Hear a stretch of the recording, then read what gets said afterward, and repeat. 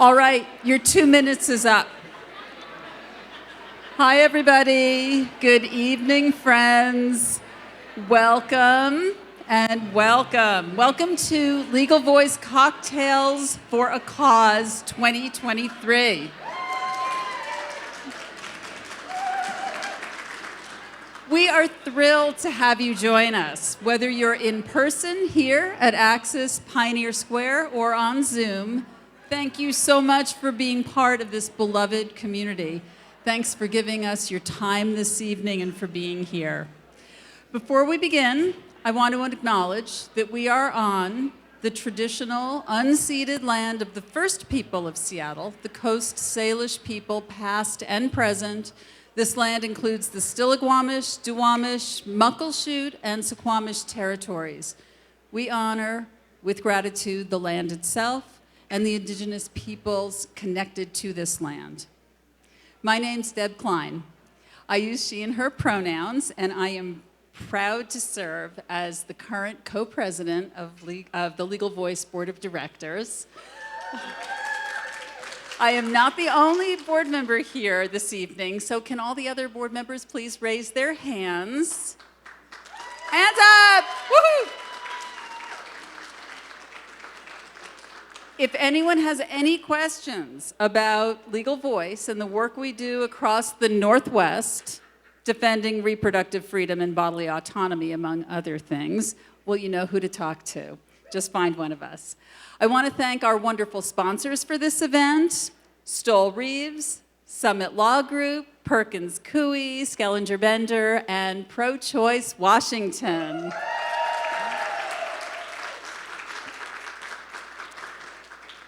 I also want to give a shout out to the following law firms: Stoll Reeves, Davis Wright Tremaine, Perkins Coie, McDonald Hogan Bayless, and Pacifica Law Group. Yes. And a shout out also to some amazing attorneys: Kathy Bernard, Pat Novotny, Molly Terwilliger, Amanda Bean, Vicki Slade, Vanessa Power, Sarah Ames, Reagan Rasnick, and many more of you who have donated an unbelievable amount of time and talent to some challenging lawsuits. Thank you all for your generous support. We are so grateful.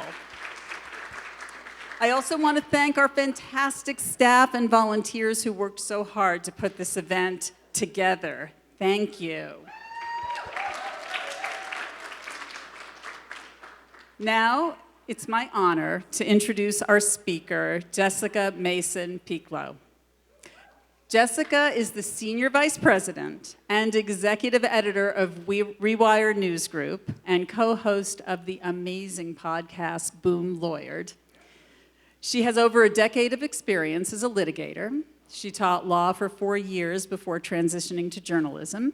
She's participated in numerous panels, including at NYU Law School, University of Arkansas, University of Colorado, and University of Utah, among others. Jessica was part of the SCOTUS blog Symposium on Abortion Rights following Whole Woman's Health versus Hellerstadt. She won the Excellence in Online Journalism Award in 2018 from the Association of LGBTQ Journalists, and the Boom Lawyered podcast was awarded Podcast of the Year in 2017 by the Population Institute. Please join me in giving Jessica Mason Pieklo a warm welcome.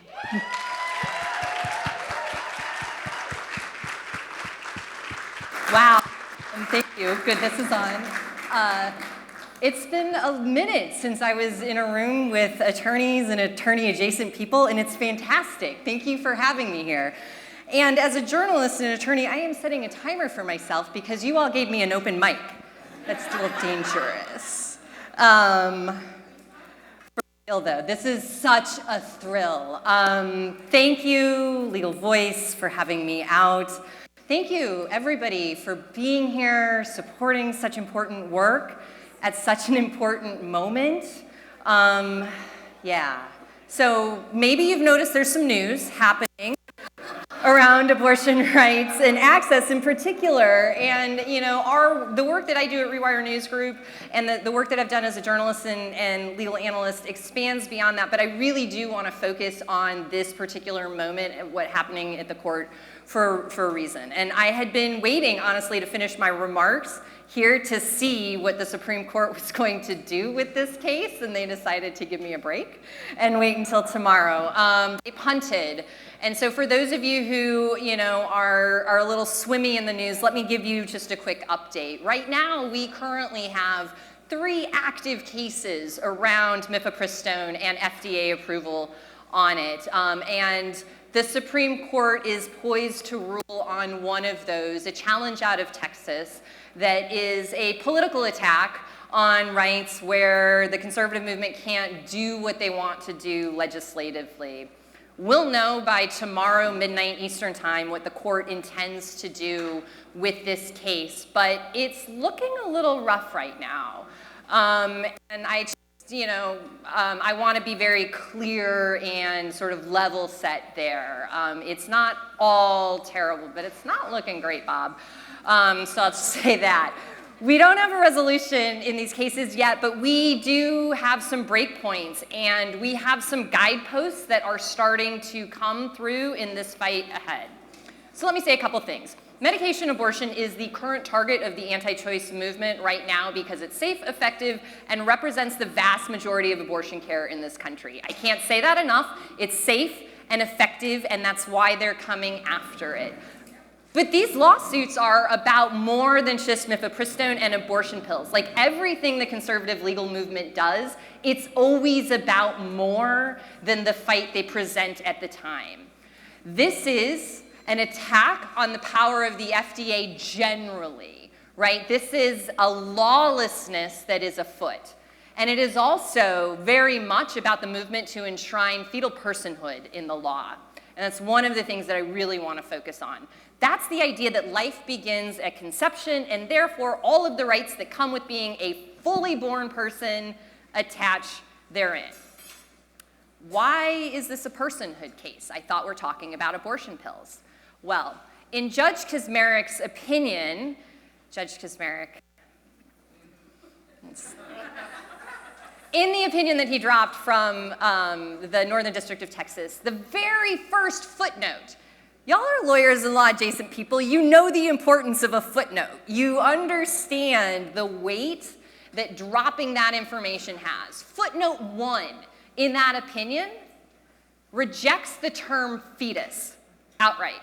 Says, I am not going to use fetus in this opinion because I, in my eminent wisdom as Judge Matthew Kaczmarek, does not believe that there is scientific evidence enough to suggest that that's a real term. So I am going to use unborn human, unborn person, throughout the entirety of the opinion. And I want to remind folks that most abortions by pills happen before the 10th week of pregnancy. All right? So we have that, but it's worse, if you can believe it. That decision also cites the prosecution of a woman out of Indiana named Purvi Patel, who, if you don't know the Purvi Patel case, please Google her. My colleague Amani Gandhi and I have written extensively about this. This is a woman who was prosecuted by the state of Indiana for managing an abortion on her own. She delivered, went to the hospital, presented, and the doctor who was attending her left to go dumpster dive for what he thought he would find in terms of her miscarriage. The Indiana Court of Appeals was prepared to sentence that woman to 20 years in prison. It was overturned, thank God. But that used to be an outlier. That is now a citation in an opinion that the Supreme Court is taking a look at right now. And that's just one of the justifications that the conservative movement is using to resurrect a Victorian-era statute from the Grant administration. The Comstock Act to try and come after laws that proactively protect abortion access. So not just pills, right? But the same folks who brought us Texas's SB 8, the bounty hunter bill. I'm not going to swear, I promise. If you listen to the podcast, you know Amani and I do that a little bit. We have a short arm that one of our former colleagues, Andrea Grimes, used to talk about Texas's SB 8, this bounty hunter bill that allows any random person, we use a different phrase there, we call it arm, standing, any random, can just go and assert a claim against them. But that's where we're at. So these same folks are now saying, hey, the Comstock Act, right, this bit of law that was designed to go after pornography and any information around contraception and reproductive health care, it's applicable now. That's the current landscape in one lawsuit, all right? But here's the thing, and this is what the conservative legal movement knows. The courts can't put the genie or the abortion pills back in the bottle, right? Like, this is happening, we are doing this. So what does that mean? Very seriously, it means that the war on drugs is coming to abortion pills. The war on drugs is coming to the war on our bodies.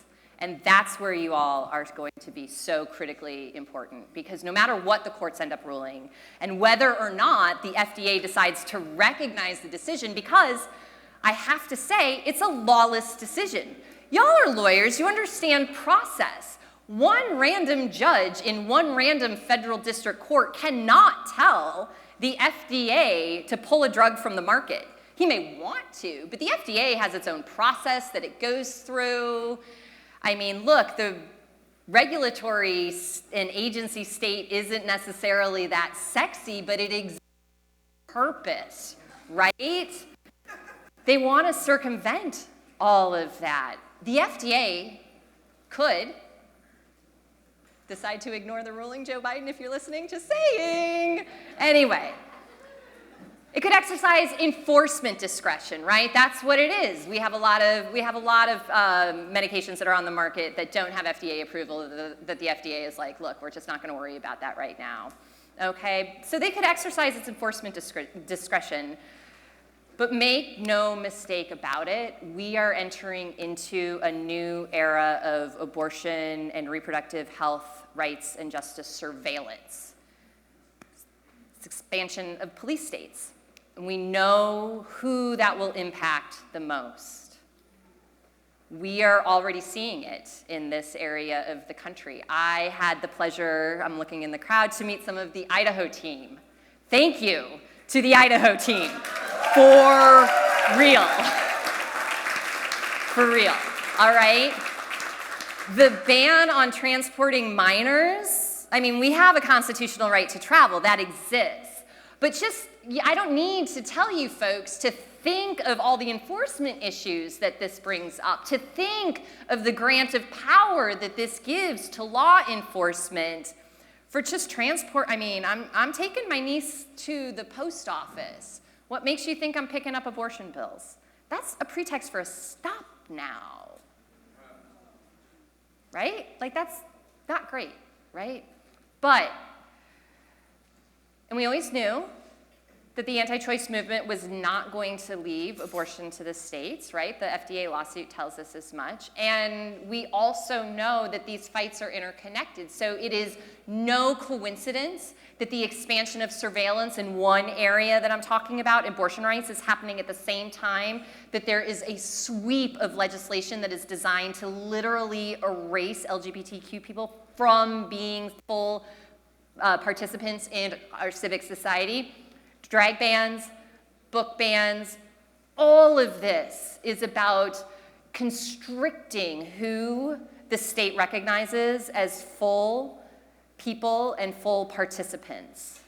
But, you know, it is not all gloom and doom. I'm checking on my time because I am, oh, sweet. I'm about to hit the, Guys, I literally like pulled this off amazing. Hold on. I'm wrapping up and I literally don't have to take myself off the mic. What I am not going to leave this on a really sour note because there is a lot of places to look for hope. Washington, your Attorney General's kind of crushing it right now. I'm sure Phil Weiser has words for me when I return back to Colorado, but it's true. It is true. It is great to see the Attorney General's fighting back here. And I mean, look, this patchwork landscape isn't great.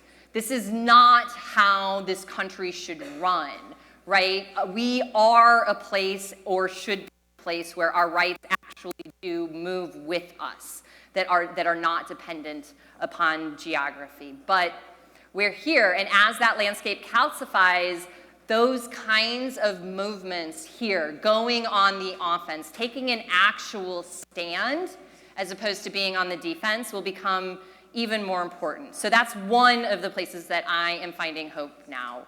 Where else am I finding hope?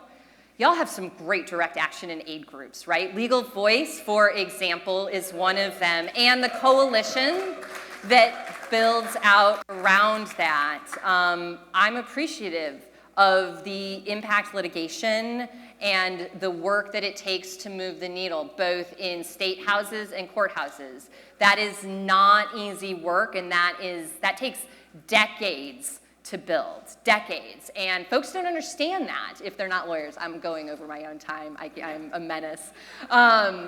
But truly, I want to take the opportunity to say thank you, because it is grueling work. I grew up in Omaha, Nebraska in the Reagan-Bush years. I understand, shout out to Omaha, Nebraska in the Reagan-Bush years. I understand the feeling of not being welcome in your own community and space, and yet staying and fighting for it. And damn, thank you. And I guess here's what I would like to really close on. The conservative movement, the legal movement in particular, has made a mockery of the law. It's made a mockery of our institutions. And there is plenty of reasons to say, you know what, screw it. The law doesn't matter anymore. The law is just what the courts say it is, or what, one judge, Amani and I call him Matty K on the podcast, because frankly, that's the respect that he's earned. That it's one job, but actually, this moment, I think, shows us that now more than ever, the law matters. That if we cede that idea that, you know what, they've grabbed it for power, what do? No, that's the opposite. So I'm not one to be like, yeah, institutions, but truly, we are at a point now where this kind of work, where we're being proactive, not just in policy and litigation, but in our day-to-day lives, is probably more important than ever before. We have different abilities to do so depending on who we are and where we are in our communities. Amani and I talk a lot about joyful defiance. This is a moment to be joyfully defiant. And thank you for the opportunity to come here and say things about the nightmare landscape that we find ourselves in the courts. I'm flying to DC tomorrow, and if you follow the podcast, you know that the Supreme Court only does things related to reproductive rights, health, and justice when I'm on an airplane. So I'd expect a decision sometime around, I don't know, like between 2 and 10 when my flight is. But truly, the work that organizations like Legal Voice does is so critically important, and it's often behind the scenes. I grew up the daughter of a litigator. My father was executive director of Nebraska Advocacy Services, and they did disability rights litigation in Nebraska. Not an easy place to do those kinds of things. And y'all are like my people. I'm hitting my mic. Lawyers and the policy wonks are my people. So thank you for the work, for the opportunity to come here, and like I said, say a few words. And I hope everybody has an excellent time. Drinks, food is fantastic, and raise a lot of money for Legal Voice because we need this and we need you guys in the fight. So thank you.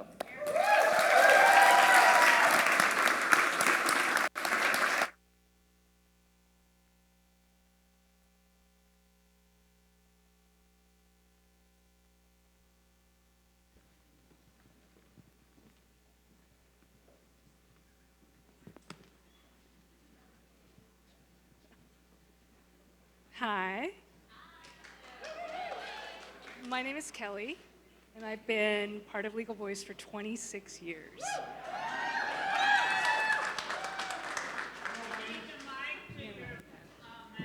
Hello, my name is Jack, and I've been with Legal Voice since the late 80s. So we're going to ask you for money. That's our full transparency, and we're going to get to that in a minute. But before we do that, we thought we would tell you a little bit about how we got started and why we're here tonight. So when Legal Voice had offices in Pioneer Square, actually in Occidental, just a little ways from here, Jack had offices around the corner from us. And we would all go to the same coffee shop. Now, before you roll your eyes and think this is a cute story about Seattleites getting together over coffee, I'm going to stop you because this is what happened. Jack used Legal Voice in his pickup line when he asked me out on our first date. So it worked. We've been together ever since then, and we actually have been supporters of Legal Voice ever since then. So we're here tonight as part of Legal Voice, and we're here, I think, for some of the same reasons you're here. Why are you here? I know the signature cocktail was a big lure, okay? I understand that. But I suspect you're here for some other reasons. I think Jessica brought some of those up. I think you're here because of the awfulness that's all around us. That's why I think you're here. Jack, why are you here? I began supporting the Northwest Women's Law Center in the 80s when a basketball teammate invited me to an auction. And I helped, at the end of the auction, I helped Justice Bobby Bridge carry a heavy item out to her car. And I learned that my sister Mary and her future wife Mary were also supporters. So I've been coming to their events ever since. Legal Voice uses teamwork, just like my friend Gary, to improve our world. We want a world with greater opportunity and freedom, gender equality, marriage equality, LGBTQ rights are good for our society and our economy. The rising tide of opportunity helps all of us. That's the economist in me coming out. So when Legal Voice helped sue King County at the suggestion of Executive Sims, I got to bake apple pies for the team of lawyers that were working all weekend. And my first pie lesson came from my grandma Mary, who was a very strong woman. And the case became known as the Anderson case. My cousin Leslie Christian and her partner Heather Anderson were plaintiffs in the case. So I'm not contributing pies today, but the fight continues, and I believe in the Legal Voice team. Are those some of the reasons you're here tonight? I see a lot of other Legal Voice bakers. There's not just one. This is the thing, in case you didn't know. So this is what I think. I think you're here because you're outraged. I think you're here because maybe you're in pain. I think you're here because you're frustrated. And I think a lot of us are wondering, what are we supposed to do? How do we work through this? I think certainly you want to move from the awfulness towards justice, liberation, freedom. Those are the things we're all looking for. So why are you here? I think showing up tonight actually counts towards doing something. And you've shown up for your friends, your family, your colleagues, because community matters right now. And we're all looking for others out there who are using their stories, their skills, their passion, their money, their expertise, and we hope you're using your power to make change. Maybe that's some of the reason why you're here tonight? So if you're new to Legal Voice and you don't know how we use our expertise and skill to move towards justice and gender equality, I'd like to introduce you to a few people. Could the board and staff raise their hand? So I invite you to talk to any one of those people whose hands you just saw go up. You'll meet a new friend, you'll have an amazing conversation, and that will be a wonderful highlight to your evening. I just want to point out, by the way, my shared leadership partner, Reedy over here, mentioned she'd love to talk to at least 20 people tonight. So head on over, talk to Reedy. I know another reason why you're here tonight. It's because you want to support Legal Voice. And we're so glad that you want to do that because it really does matter. And we know you want to be part of the change we're all working towards. It's one way to do it. So let's follow through on the reason why we're here tonight. And let's be part of the work and the change that we all believe in. Okay, so this is where we go back to the we're here to ask you for money. Remember that at the beginning? That's how we're going to do it. So this is how it works. We've got visual aids. This is a phone. You can take a picture of the QR code. We put them all over, and you can make a donation that way. This is a credit card, and you can fill out an envelope on your table and write in your donation. We encourage you to write a lot of zeros before the period on that donation. Hold on. Wait. This is a checkbook. And I know there are quite a few of you out there who still write checks. We love checks, especially really big ones. So we encourage you to do that tonight. This green paper is called cash. Now, I know a lot of you don't know anything about cash, but we're here to tell you we're happy to take all of it. So go ahead, pass it on. Whatever reason you're here for tonight, we want to say thank you. We want to thank you for being part of the Legal Voice community. Thank you for what you believe in. Thank you for contributing. It matters. And we're just proud to be a part of all of this and all of you. It's like Jessica said, keep drinking, keep eating. The food is amazing. We all know that. Keep talking to each other. We all need this. We all need friends right now.